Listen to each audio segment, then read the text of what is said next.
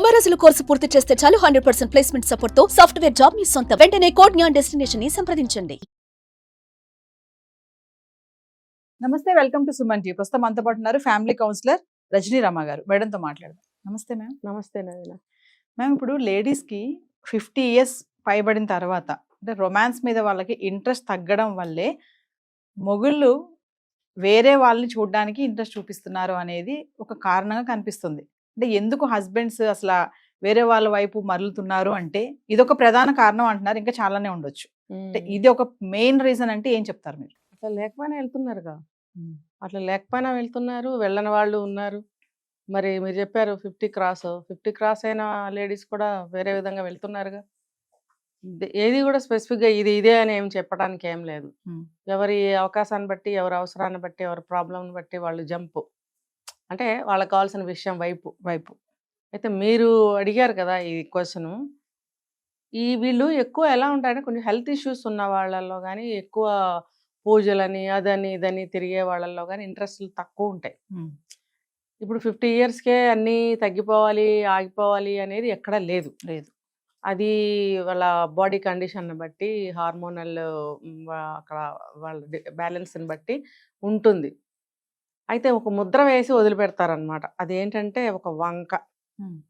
ఇప్పుడు 50 ఇయర్స్ దాటిన ఒక స్త్రీకి, ఆ మగవాళ్ళకి కూడా పక్కన పెడదాం, వీళ్ళకి ఫ్యామిలీలు ఎన్ని బర్డెన్స్ ఉంటాయి. ఇద్దరికి కలిపి ఉన్న బర్డెన్స్ ఇవి. కానీ మగవాళ్ళు కొంచెం డిటాచ్డ్గా ఉంటుంటారు. ఆడవాళ్ళు ఏంటి, అన్నీ పట్టించుకుని వాళ్ళే చేసుకోవడం, ప్రతి ఒక్కటి ఇన్ఫ్లుయెన్స్ ఆవిడ మీద పడడం అనేది ఖచ్చితంగా జరుగుతుంది. మనం ఒక వీడియోలో మాట్లాడుకున్నాం ఇది. ఇప్పుడు అల్లుడే రావచ్చు, కొత్తగా కోడలే రావచ్చు, ఇంట్లో మనవాళ్ళు ఉండొచ్చు, చుట్టాలు వచ్చేపోయే వాళ్ళు ఉండొచ్చు. వీళ్ళు ఇవన్నీ చూసుకోవడంతో ఆవిడ ఇంట్లో పని కానీ, ఇంట్లో పని అమ్మాయి వస్తే పని మనిషి విషయం కానీ, ఇంకా ఏదైనా సరే A to Z అనేది ఆడవాళ్ళు చూసుకునే విషయాలు ఇవన్నీ కూడా. మరి భర్త ఏం చేస్తాడు, హాయిగా బట్టలు వేసుకుని ఒక కుర్చీలో కూర్చుంటాడు. వచ్చే వాళ్ళని వెళ్ళే వాళ్ళని పరామర్శిస్తూ నవ్వుతూ మంచి పేరు తెచ్చుకుంటూ పక్కన ఉంటాడు. ఏది జరిగినా వాళ్ళ అమ్మ, వాళ్ళ అత్తగారు, వాళ్ళ అమ్మ వాళ్ళ అత్తగారనే కదా అంటారు. వాళ్ళ మామగారు, వాళ్ళ నాన్నగారని ఎవరు అంటారు? విన్నారా ఎప్పుడన్నా? లేదు, నేనైతే వినలా. అయితే అంటే ప్రతి ఒక్క చిన్నది, పిల్లలు కూడా అమ్మ అమ్మ అంటారు. లేదా ఆ కోడలైతే అత్తయ్య, లేకపోతే ఏదైనా జరిగింది అనుకో, మా అత్తయ్య గారు ఇలా అన్నారు, ఇలా వచ్చేస్తాయి కదా. ఇప్పుడు పండగకి వెళ్ళాము అని అంటే మా మామగారింటికి వెళ్ళామని ఎవరు అనరు, మా అత్తగారింటికి వెళ్ళామంటారు. పుట్టింటికి వెళ్ళామంటే మా అమ్మగారింటికి వెళ్ళామంటారు. అలా ఎక్కడ చూసుకున్నా కూడా ఒక లేడీని పాయింట్ చేసి ఆవిడ మీద మనం చెప్పుకుంటాం అనమాట. అంటే ఆ బర్డెన్స్ అనేవి అన్ని ఉంటాయి స్త్రీ మీద. ఇన్నున్నప్పుడు ఒకవేళ మీరు అన్న విషయానికి పర్టికులర్ డే అతనికి అవసరం అనిపించింది, ఆవిడ రాలేదు, ఒక రోజు తీసుకుందాం. ఇంట్లో ఇలా సిచ్యువేషన్స్ ఉంటాయి. ఇంట్లో వాళ్ళుడో కూతురో కోడళ్ళో చుట్టాలో ఏదో అందరూ గ్యాదర్ అయిన రోజే ఉండొచ్చు. అప్పుడు ఆ రోజు ఆవిడ మైండ్ ఎలా ఉంటుంది, ఫుల్ టెన్షన్ తోటి వాళ్ళకి టైంకి అన్ని అమర్చడము, ఎవరికి ఏది కావాలో చూడడము కదా.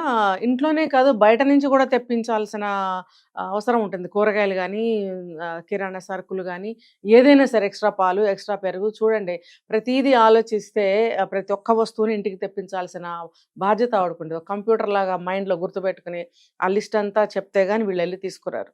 ఒక్కొక్క ఇంట్లో స్వయంగా ఆవిడే వెళ్ళి తెచ్చుకునే పరిస్థితి ఉంటుంది. ఎందుకంటే ఏదైనా చెప్తే సరిగ్గా తీసుకురారు.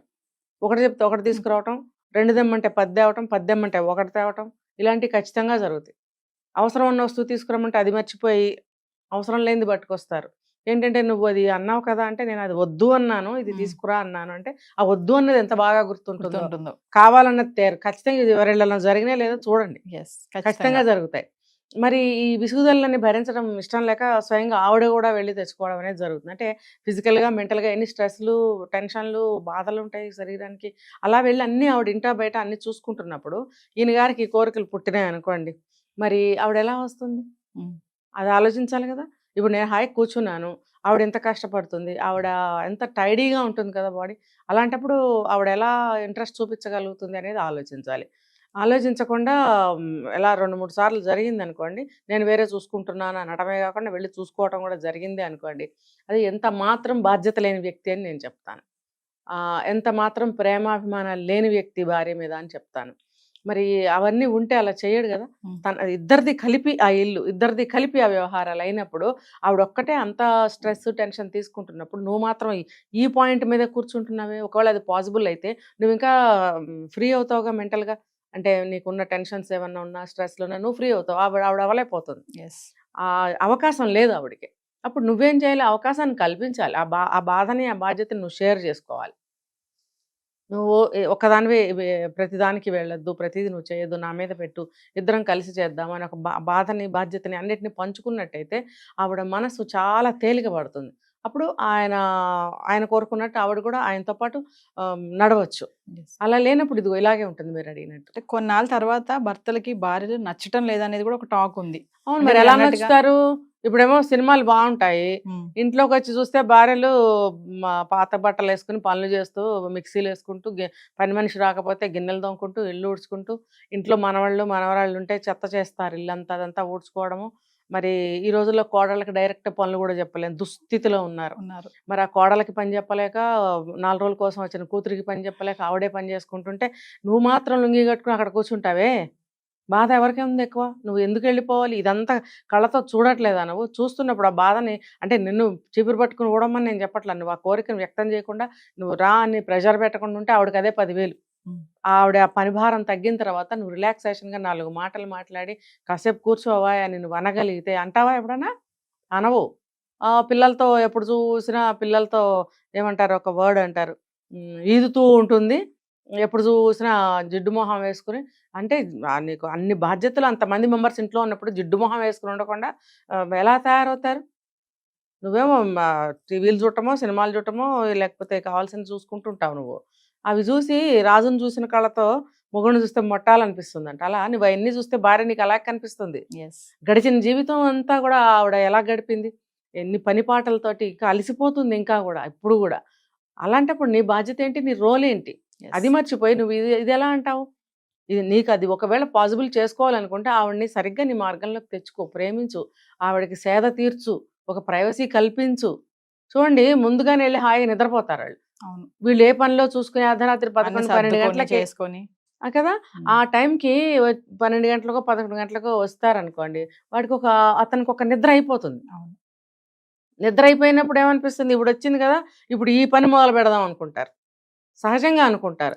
కానీ ఈవిడ కండిషన్ ఏంటి, టైర్డ్ అయిపోయి అప్పటికి పొద్దున్న కళ్ళు మూసుకుపోతూ ఉంటాయి. ఇంకా ఎప్పుడు పడదామా, ఇంకా పడటమే మంచం మీద, ఇంకా నిద్రలోకి వెళ్ళిపోతారు. వాళ్ళ మనసు శరీరం ఏ కండిషన్లో ఉంటుందనే ఆలోచన భర్త నా మనిషి అనే ఆలోచనతో ఆలోచించినట్టయితే ఇలా వేరే వాళ్ళతో వెళ్ళిపోదాము లేకపోతే భార్యతో దెబ్బలాడదామని అనుకోడు. ఎప్పుడు వీలవుతుందా అది వీలు చేసుకుందాము అని ఆలోచించాలి. అంటే మేడం, వివాహ సమయంలో చేసినటువంటి ఏవైతే ప్రమాణాలు ఉంటాయో వాటికి కట్టుబడే ఉండాలి అంటారు. కట్టుబడకపోతే ఇలాంటివన్నీ వస్తాయి కదా సమస్య కదా. మరి అంటే మీరు అన్నట్టుగా ఉదయం నుంచి అన్ని పనులు చేసుకుంటూ అంత అలసిపోయి ఉంటే వీళ్ళకి ఆ టైంకి ఆ పని చేయకపోతే ఇంకా వీళ్ళు వేరే మార్గం చూసుకోవడం అనేది ఎంతవరకు కరెక్ట్ అనేది మన పాయింట్. అవును, ఎక్కడా కూడా ఆ మంత్రాలు అసలు పెళ్లి పీటల మీద ఆ మంత్రాలే వినపడవు అసలు వాళ్ళకి. ఆ మంత్రాలు ఒకవేళ వినపడినా వాటి అర్థాలే తెలియవు. ఇప్పుడు ఈ రోజుల్లో ఎక్కడన్నా కొంతమంది అబ్బాయిలు అడిగి తెలుసుకుంటున్నారు ఆ మంత్రాలని, కానీ తర్వాత వాళ్ళు కూడా పాటించట్లేదు. ఎందుకంటే ఈ పురోహితులు కూడా ఇంకా అనవసరం అని చెప్పి ఏదో ఫ్లోలో చదివేసుకుని వెళ్ళిపోతున్నారు. తొందరగా చేసేయాలి అనిపించేవారు ఇది వరకు, అను అని చెప్పి ధర్మేచ ధర్మేచ అర్ధేచ అర్ధేచ అని అనిపించేవారు. ఇప్పుడు అనిపించడం కాదు, వాళ్ళకి వినిపించడం కూడా వినిపించినంత ఫ్లోలో వెళ్ళిపోతున్నారు. నేను చూస్తున్నాను, రేపు కూడా ఒక పెళ్ళి ఉంది, అక్కడ అబ్జర్వ్ చేస్తాను. ఓకే, కాబట్టి అసలు ఆ మంత్రాలు అనేవి ఉంటాయని, వాటికి అర్థాలు ఇలా ఉంటాయని, వాటిని ఇలా ఫాలో అవ్వాలనే విషయం కూడా ఎవరికి చాలా మందికి తెలియదు. పూర్వీకులకు తెలిసేమో కానీ తెలుసు కాబట్టి కాస్త కోస్తా ఉన్నారు. ఇప్పుడు వాళ్ళకి అసలు ఎవరికి ఇప్పుడేంటి కొంత కింద పాత అంటే ఈ జనరేషన్కి ముందు జనరేషన్ వాళ్ళు కూడా తెలియదనే చెప్పాలి. తెలిస్తే మరి నడివేసి వచ్చినా కూడా 60-70 ఏళ్ళు వచ్చినా కూడా గొడవలు ఎందుకు అవుతున్నాయి? తెలియక జరుగుతున్నాయి. తెలుసుకుని కూడా ఇవన్నీ ట్రాష్ అంటారు. అప్పుడు అనుభవించాలి. Thank you.